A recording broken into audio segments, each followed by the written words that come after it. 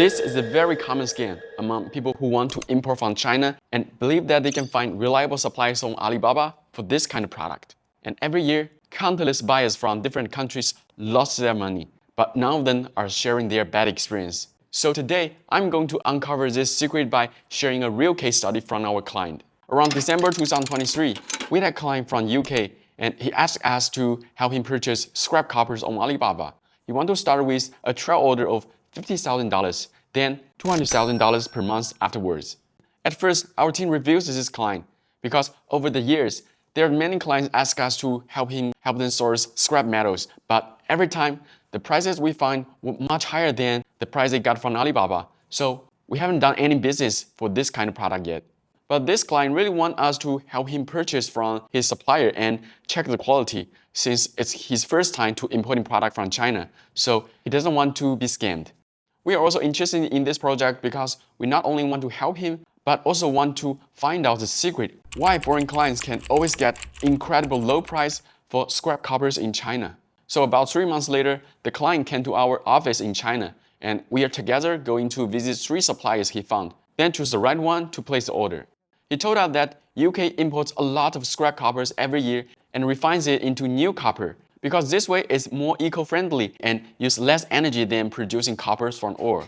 He found it should be a good business to import scrap coppers from China since many suppliers quote around $4,000 per ton and it's less than half of the international copper price. Then we helped the client call his suppliers to inform them about the on-site inspection, but almost all of them refused us. Only 2 of them agreed. That's really strange because most of these suppliers said they only deal with foreigners, only accept US dollars. It made us even more curious. What's really going on behind this business? So we booked high-speed train tickets with the client and we went to Shandong together. It's about over 1,000 kilometers away from our office where the 2 suppliers were located. The first factory turned out to be nothing more than an odd, run-down warehouse. Looks really like a scrapyard. We didn't feel any confident about doing any business with them.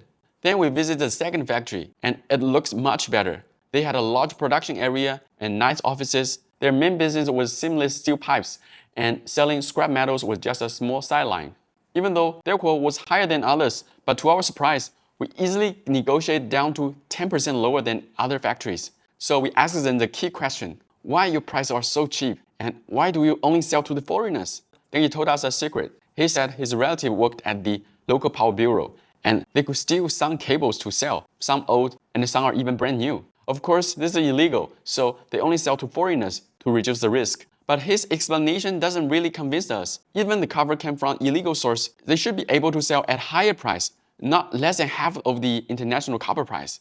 Still, we agreed to pay $5,000 deposit, and once they had the goods ready, we would come back to inspect. They said no problem, and even they told us we can use their machine to test the purity.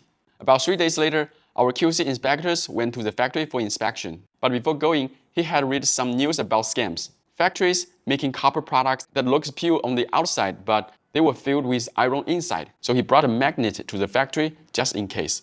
At the warehouse, the goods were ready. Basket of copper wire stacked up. The manager even pulled out a testing machine. 99% copper showed on the screen. Then our colleague tried the magnet, and to his shock, it actually stuck to the copper. So we asked to cut the wires and to see what's inside. But the factory refused. Still, our colleague secretly picked up some broken pieces from the floor, and inside it was all white iron, only coated with a very thin layer of copper. At that moment, the supplier's face changed, and he told us the deal was off, and promised to return the deposit within a week. Of course, 1 week has passed, but we didn't get any refund. So in the end, we had to go through the legal channels to cover the client $5,000 deposit from this scam supplier. After this happened, the client went back to the UK, but he still wasn't ready to give up. He thought maybe if he paid a higher price, he could find a more reliable supplier. So we helped him contact a few more companies on Alibaba, but almost every one of them asked for a deposit before inspection. Then we start to suspect these so-called cheap scrap copper deals were all trap. We did some research in a huge metal market, and we found the truth. Most of the China's scrap coppers is actually imported from countries like Australia, Japan, and South Korea. No matter new or scrap copper, their price in China were almost the same as the international copper price. This means all those Chinese suppliers who offers cheap scrap coppers or other scrap materials are all scams. They either ship you nothing or send you scrap copper with very low purity. What even more crazy is that about 1 year later, a new client who wants us to help him inspect a scrap copper supplier. We found it's exactly the same supplier we have visited, and that means they kept running their scam for another whole year. The reason why we made this video is to warn everyone, don't buy any extreme cheap scrap metals from China, even though the supply is listed on Alibaba. Looks like a very legit one. We also hope that Alibaba can take some actions against those sellers, and we don't want foreign buyers to lose their trust in Alibaba or in any other Chinese suppliers.